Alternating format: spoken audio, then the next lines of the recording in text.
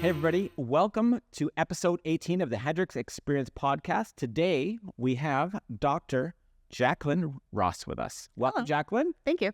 And Jacqueline is very personal to me in my life. She is my chiropractor, and I've been working with her. She's been working with me for over a year now, going on a year and a half. And she's been a great help for me in some of the struggles that I've had with my health. And I just want to say before we get into too much, thank you. Oh, of course. Yes. It's been a pleasure. Yeah, thank you for everything you do for me, and you're making me healthy.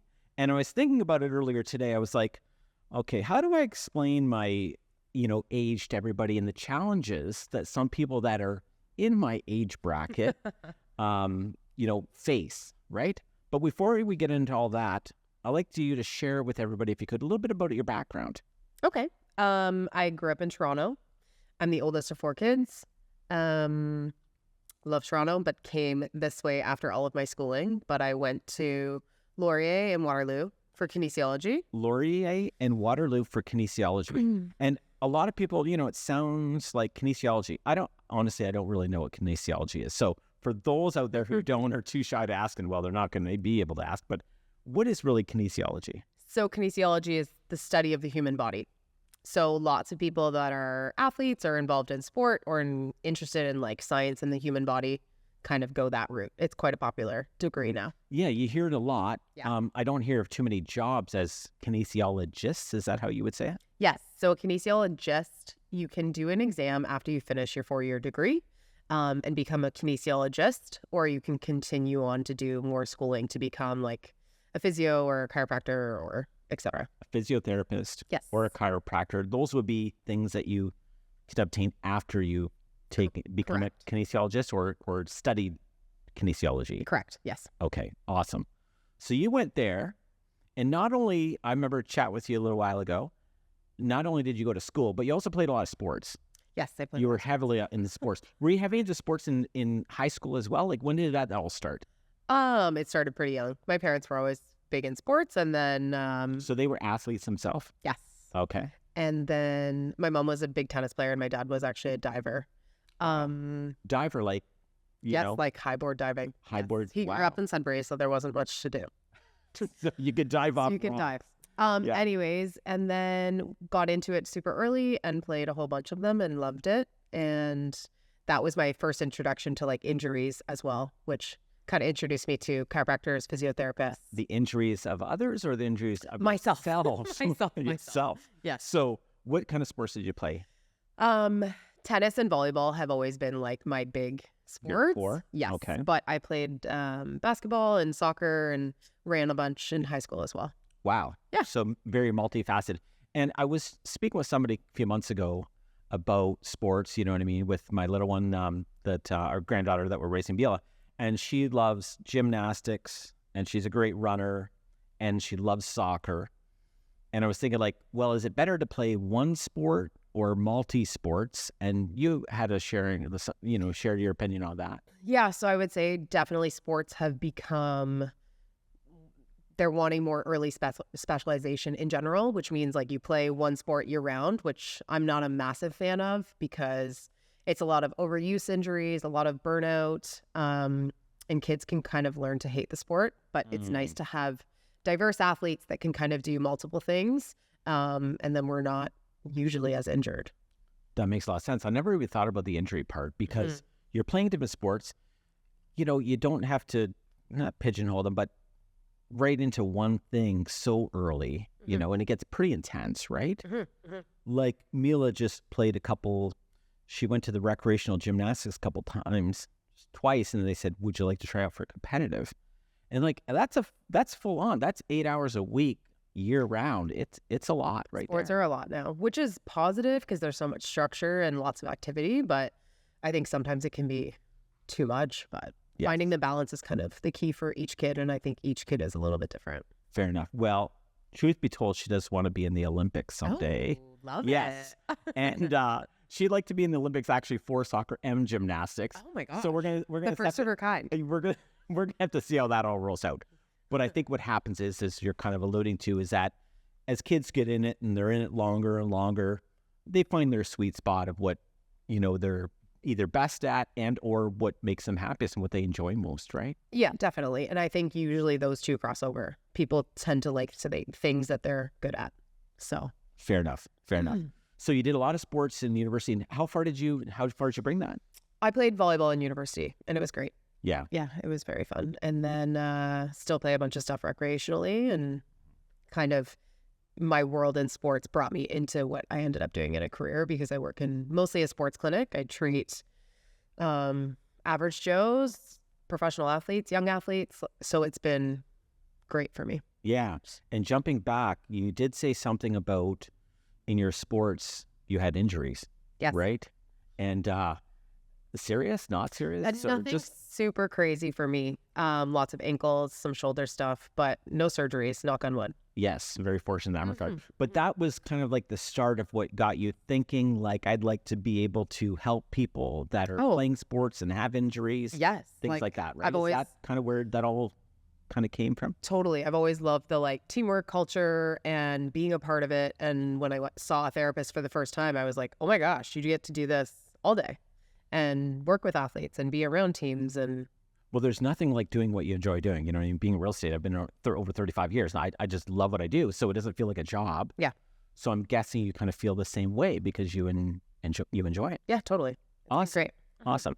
And you did share with us that you work at the SCAP Center. So let everybody know what that stands for. So yes, I work at the SCAP Center. It stands for Sports Chiropractic and Performance Center in the Niagara Region.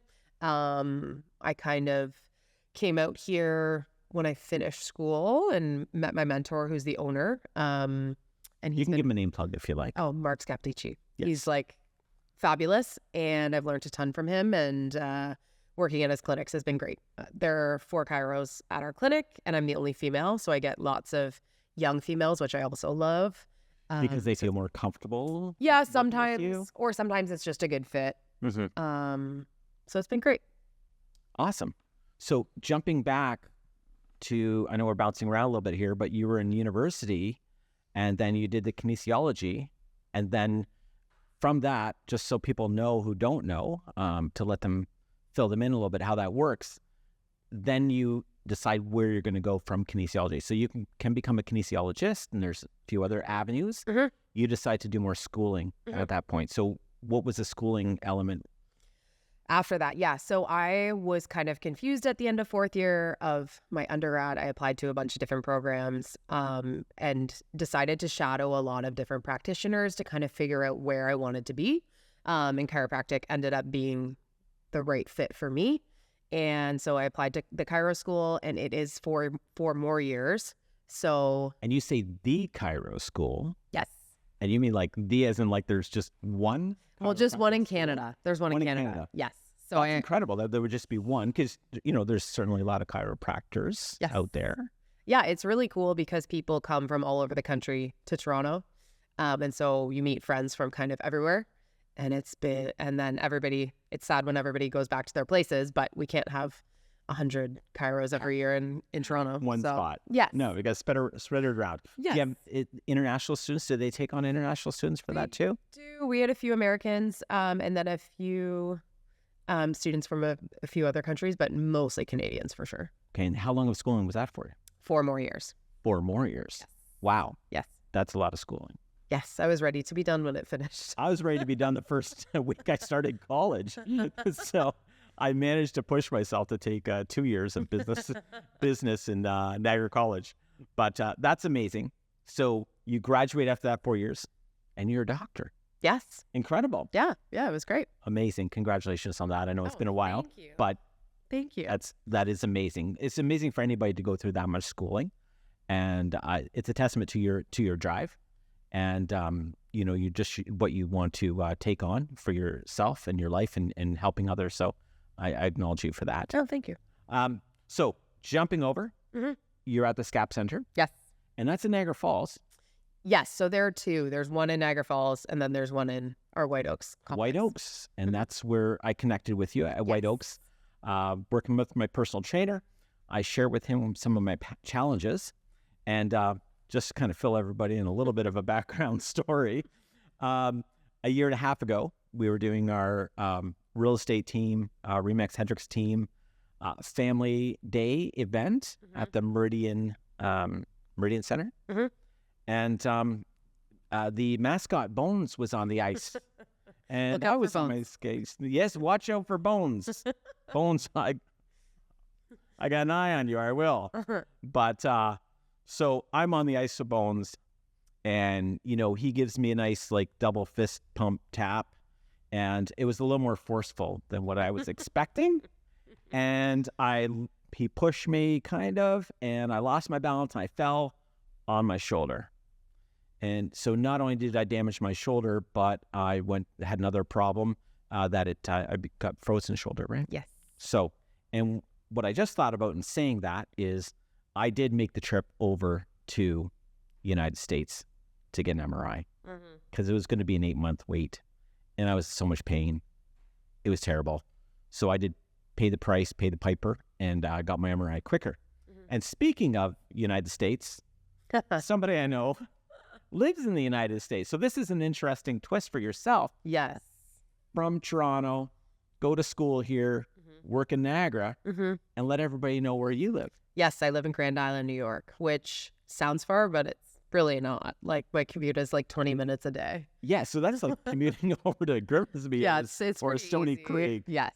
And so you're quick. And the reason that you're in Grand Island is because your husband is from there. Yes. And your husband is he works for the Sheriff's Department. He's a sergeant with the Buffalo Sheriffs. So if I have any trouble over the river, maybe I can call us. I'll call you? All right. No, fantastic. You won't be happy about that. No, you won't be happy about that? I'm still going to call him though. I'm in a pinch here. Help me out. No, I should be doing nothing that actually would cause me to get into that. But just in case, good to know. So you live on Grand Island. Yes. It's really cool. Home of Fantasy Island. That's what I know. Does everybody say that? Yes, everyone from this area says Everyone from this area says, well, Grand Island, Fantasy Island. When I was a kid. Everyone else outside of Niagara is like, what is Grand Island? But really? Yes. Amazing. I just say Buffalo, then they know where. Okay. Well, I tell you, yes, Fantasy Island was fantastic as a kid. It was the place to go. That was pre-Toronto. Canada's Wonderland. Canada's Wonderland. Before they had that, they had Fantasy Island. So if anybody is in kind of my age demographic, they'll remember it. They will remember it and remember it very fondly. Lots of fun stuff there. So no more Fantasy Island? No, it just reopened. Keep trying to come back. Yeah, people are saying it's like nothing will be as good. I don't know. Nothing will be as good. I haven't been yet. But they are, again, reviving it, I believe. Reviving it. Yes. All right. Well, I have my fingers crossed for that place. It was fantastic. Okay, so Grand Island, you commute. You jump over the Rainbow, the Queenston Lewiston. Where do you come over? Whirlpool most of the time. I'm a Nexus girl. Whirlpool. So you're like, it's a Nexus bridge. No one's ever there. Only. And so you just hit them right across. Speedy. Yeah. They know me now. Easy peasy. Fantastic. So you work a little bit back and forth between the two. Okay. So I did see an osteopath before I came to see you. We have had a little bit of conversation. He did a great job for me. Tim, Niagara Lake, give him a shout out, Airport Road. Fantastic guy. Really knows his stuff. What would you say is the key difference between an osteopath and a chiropractor? So we get this question a lot in the clinic between a number of physical therapy designations like chiro, osteo, physiotherapist. Physiotherapist? Yes. That's so they're all relatively similar now. Our schooling is all a little bit different. However, I do say you can have good people in every profession, and there are also not as good people in every profession. Kind of finding a fit that works for you is the best. You could see one of each kind and it wouldn't be like all three could be similar. Like I could be more similar to a physiotherapist than another chiropractor. So we all have our... so you could be closer to what another, an osteopath does than what you and another chiropractor would do. Is that what you're saying? Yes.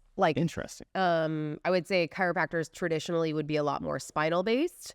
Whereas physiotherapists are very strong at post-surgical or specifically rehab-based exercise.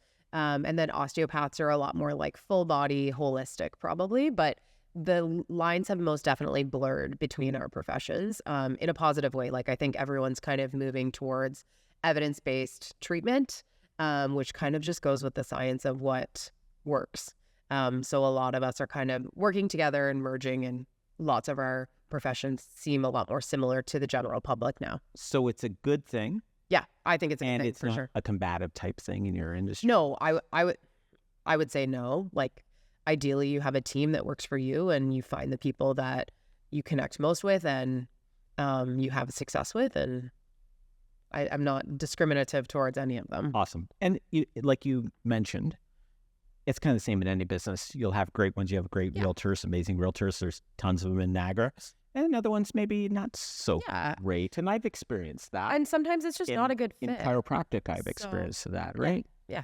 I would say definitely chiropractic has shifted with new age. Like, we're not 2-minute appointments and see you later. Like, it's a lot more. That's right. Because I used to see a chiropractor years ago, and it was like 5 minutes in and out. Which some people still like and use. Yeah. And it's more adjustment based. But I would say for the most part, more new age chiropractors are doing longer appointments and kind of including more soft tissue work or acupuncture or modalities or rehab-based exercise, which I think is positive. You started losing me Sorry. a little bit there in your terminology and stuff. So can you explain that a little bit more in layman's terms? So basically, soft tissue stuff is some muscle work. We do a lot of acupuncture. You get some of that. Yes, I was going to ask you about the acupuncture. Yes. That seems like a completely different thing, but it's not a different thing. And it seemed like very... you wouldn't find that in chiropractic. Yeah, practice. Acupuncture is a separate designation. So there are acupuncturists that go to school for 4 years for acupuncture, and they can do more than I would be able to do. But I've done courses in acupuncture that make me licensed. Oh, well, that's good to know that you're licensed for all these needles that you're sticking in my shoulder and in my back and so on. That's good to know. Thank you for sharing that. I never did ask you, but I'll tell you this: the first time when I had frozen shoulder, right? Yes. And I was in a lot of pain, that acupuncture helped a lot. Yeah, we do it for a lot of people and have lots of success for sure. Yeah, it really took the edge off that, right? Yeah. And then we keep working on it and such.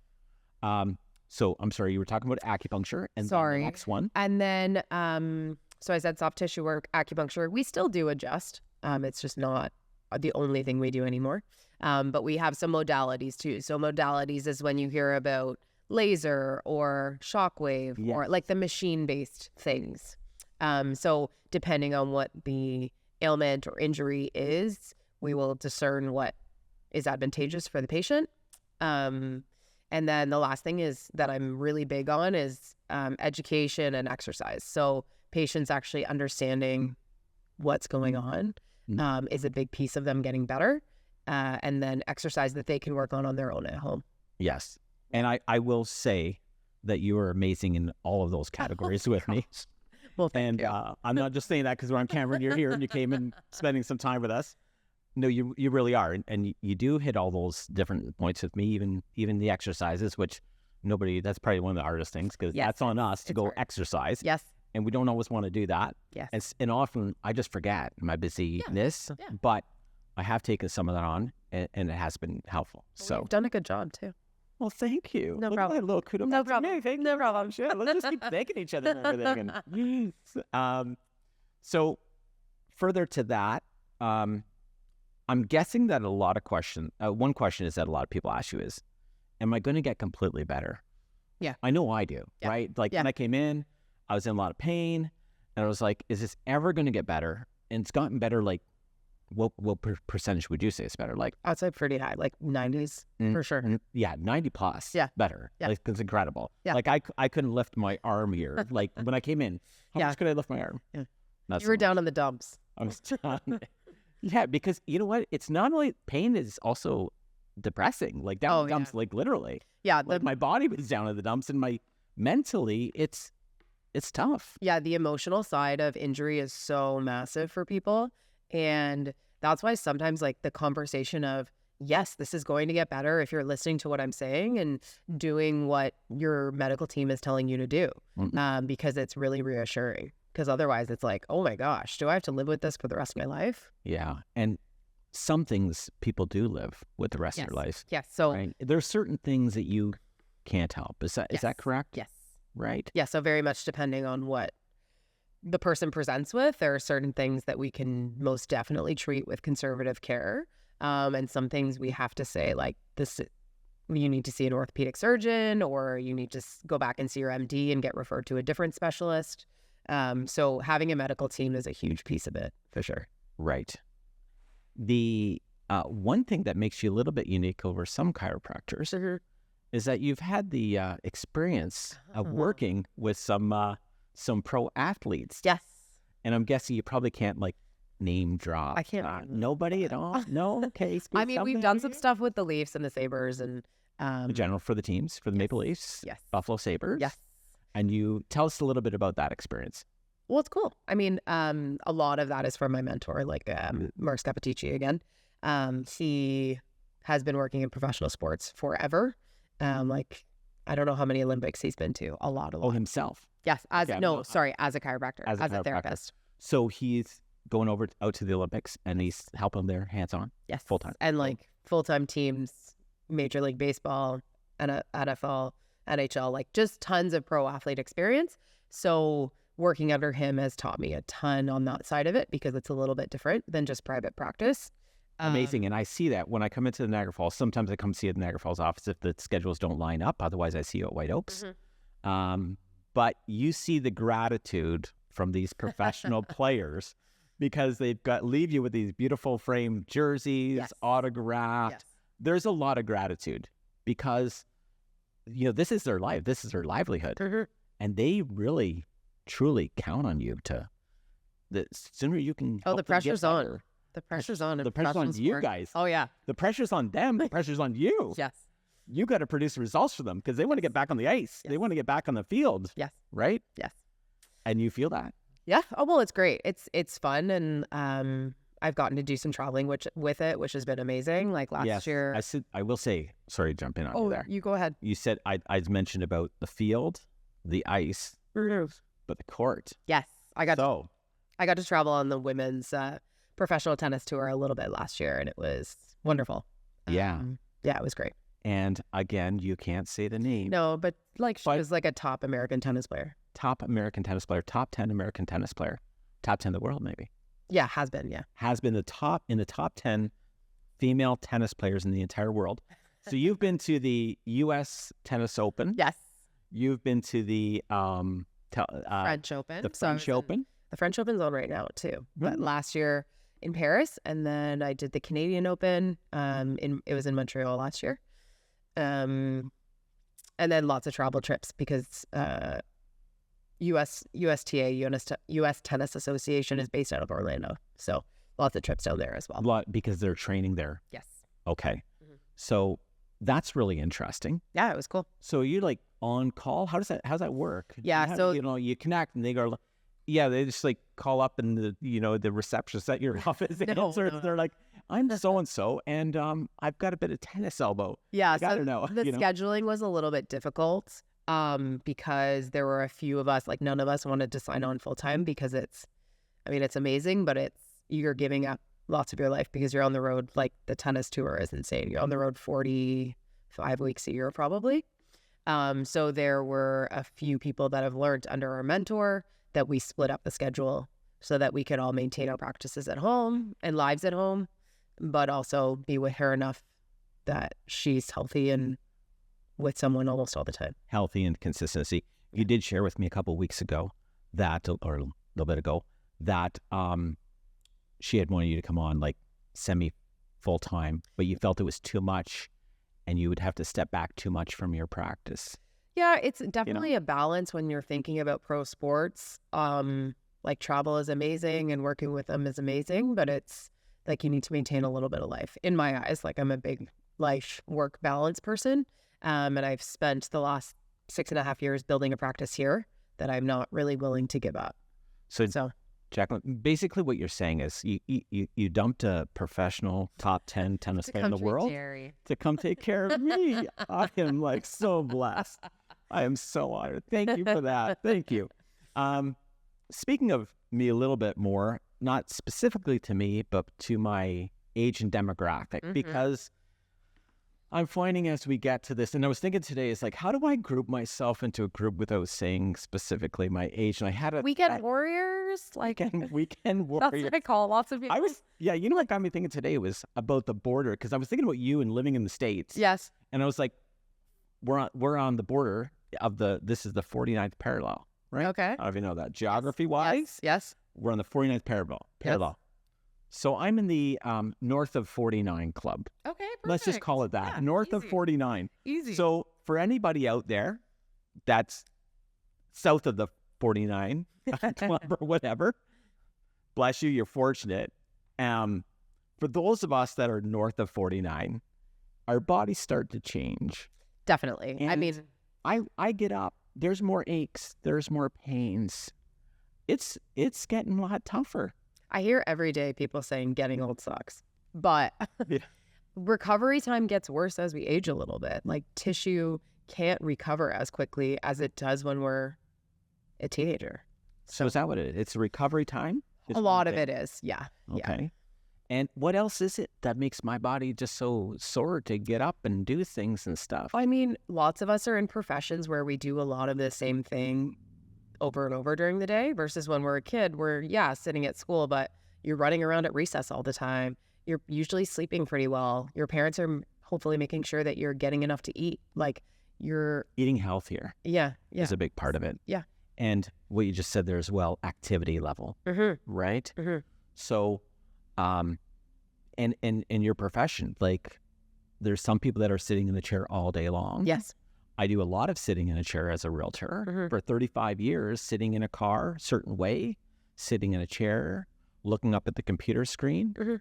So what would you say if you can give some tips to people that are in that same type of jobs or situations where they're in the car? Like most people are in a car a lot. Yes. Most people are at a desk. They're at a computer these days. So you can catch a lot of people here. What would you say are the top maybe 5 tips that you could say of things you could do to,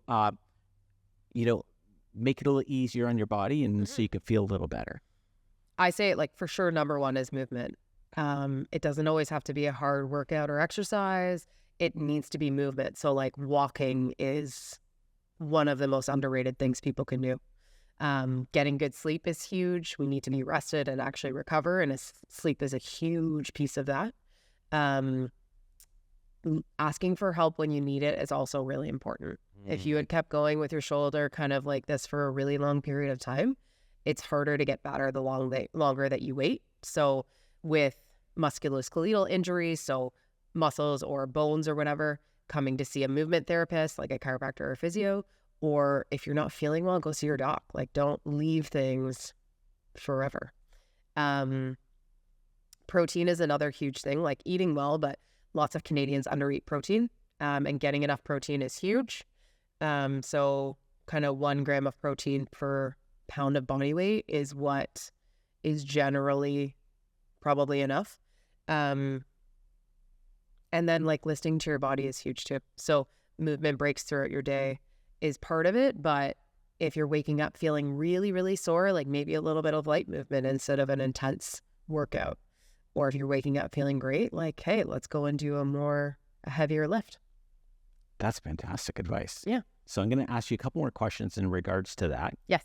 When you say walk, go for a walk. Yes. How long do you go for a walk? How often do you need to go for a walk? If you're in the north of 49 club, I'll call it. Yes. So Canadian physical activity guidelines say adults should be getting 120 minutes of moderate exercise a week. So 120 minutes. Yeah, so it's not 2 that hours. 2 hours. You break it down. Over a whole week? Yeah. It's not that long. So that's, okay, help me. I'm usually pretty good with the numbers here. Help me with the math here. 120 minutes, 2 hours. Yes.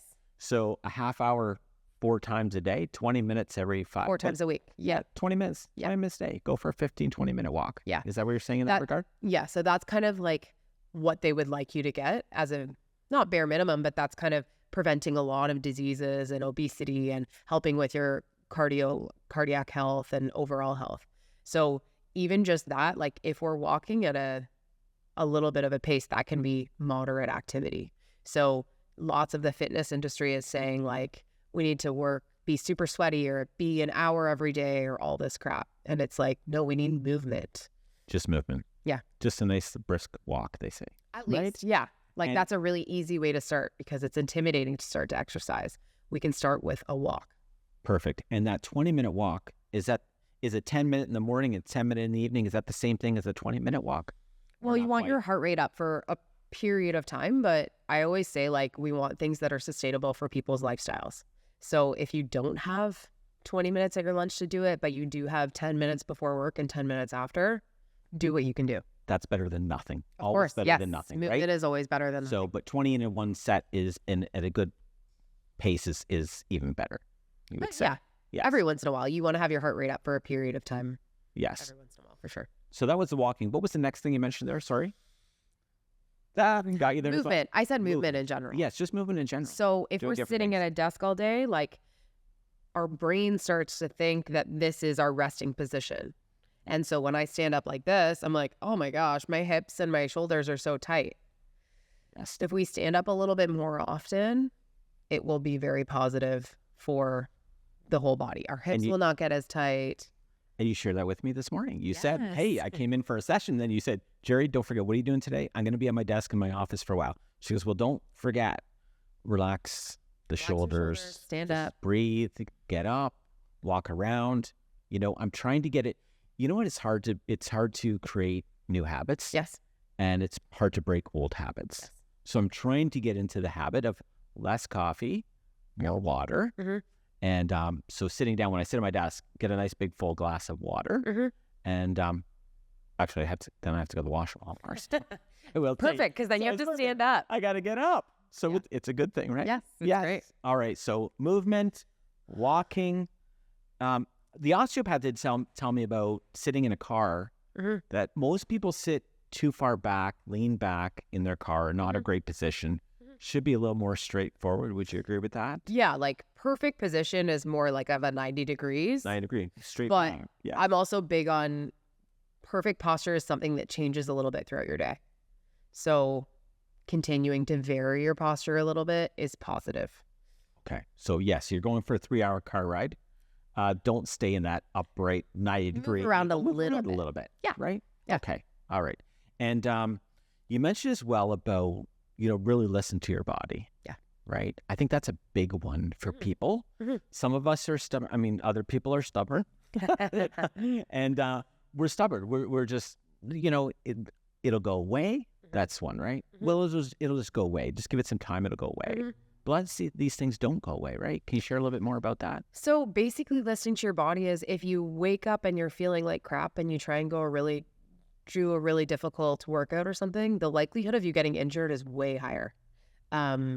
So if listening to your body when you're supposed to do a hard workout day, but you're not feeling great, let's go and do something lighter. Let's do a walk. Let's do a swim. Let's do a light bike ride instead of doing a heavy lift where we're a little bit more worried about serious injuries. And don't be afraid to go see a professional when Yes. you should Listen to your body and also see someone when something hurts. Like lots of people will put stuff off for a while. Sometimes stuff does go away, but more likely than not, it doesn't.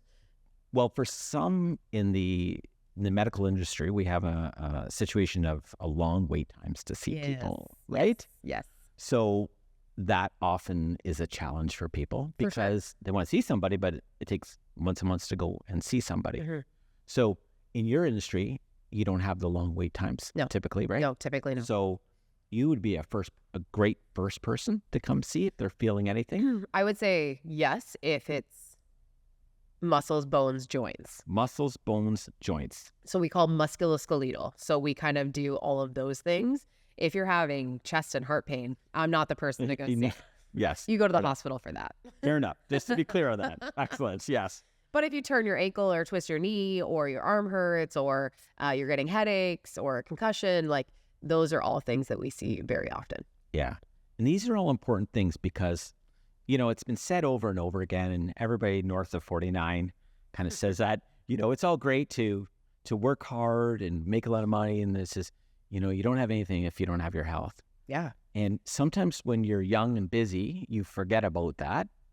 And then sometimes you wait a little bit too late to realize that.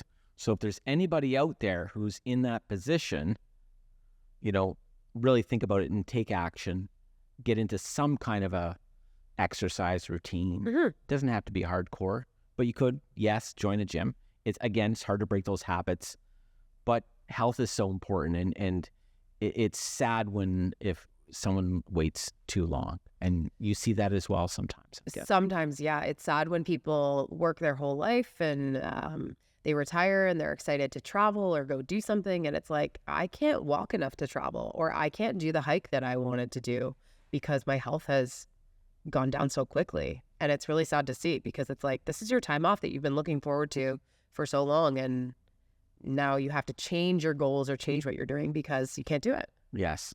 Well, I will say you're awesome when I'm in there, and you give me encouragement and a lot of different broad things to make me think about these things and take action on these things. And I'll also say it's funny because we were talking at the beginning of this episode about Mila and the Olympics and everything. Mm-hmm. And I was sitting there calculating, okay, Paris 2024, 2028 is in LA. Mm-hmm. 2028 LA, mm-hmm. and 2032 is Australia, I think. Brisbane. Yeah, Brisbane. Yeah. So, and I started thinking like, okay, well, I'm going to be this age then, and I'm going to be this age at the next one. Or like, if she's making it, I got to be there. Yeah, if she's making it. But I would really like to be able to walk comfortably and confidently there, right? Yeah. And it's a huge piece of independence too. Yeah. In general, even if you're not traveling. Absolutely. Mm-hmm. Absolutely. So, and I love traveling. So it triggered me again to think, wow, look at the different timelines coming up, and I want to be there and I want to be healthy. Mm-hmm. Otherwise, what was the point of working my butt off all these years, right? Mm-hmm. So I'll end at that. Thank you very much. Thank you for being here today. Thank you for having me. And just thank you for everything you've done to improve my health. I'm happy to. Thank you. It's greatly appreciated. Yes. All right. Thank you, everybody. And by the way, if anybody is looking for some help in the regards of chiropractic, acupuncture and such, how could they reach out to you? So you can reach out to me. You can Google SCAP Center in Niagara Region. My Instagram. Again, maybe mention just about SCAP stands for Sports, Chiropractic, and Performance. And I have an Instagram that I respond to, and my email's on there, and a bunch of content that I post on there professionally. And it's at Dr. Jacqueline Ross on Instagram. And that's an easy way to find me and reach out. Awesome. Fantastic. Thank you, Jerry. Thanks again for being here. Thanks, everybody. We'll catch you on the next one. Cheers.